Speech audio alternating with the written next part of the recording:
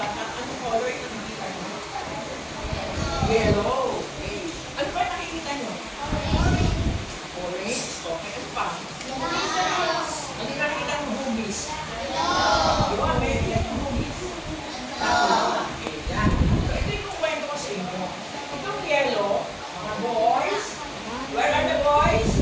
Taas naman kayo ng mga boys. Parang yung mga boys, parang ano? Parang mahihiyain ba? Or whatever. Andito na ba kayo, boys? Parang hindi kayo nakikinig sa akin. Baba ng kami. Asak naman. Shake ka. Dalawa. Parehong kamay. Yan. Mga tulog boys. Ayos sumagot. Baba naman. Ngayon, children, ito na. Ang yellow, ito, ang sabihin ko, heaven. Pinatakaroon na sa langit. So dito, nakabilaan ang ating Diyos. Sino nakakita dito? So yung tatlo na yan, nagsasabi na ang Diyos may tatlong persona, 3 person. Ano nga yun, children, mga mothers?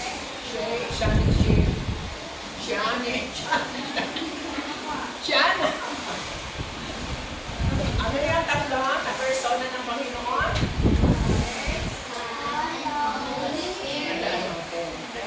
God the Father, God the Son, and the Holy Spirit. Sino yung God the Son?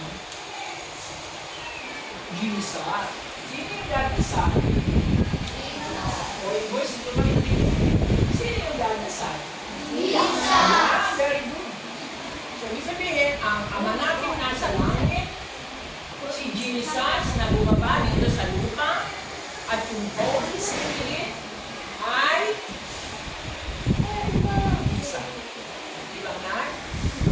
So, ang Diyos, makapangyarihan. Ano kaya English yung makapangyarihan? Powerful. Pag sinabing powerful, anong ibig sabihin yun? Kayang gawin ang lahat. Naniniwala mo?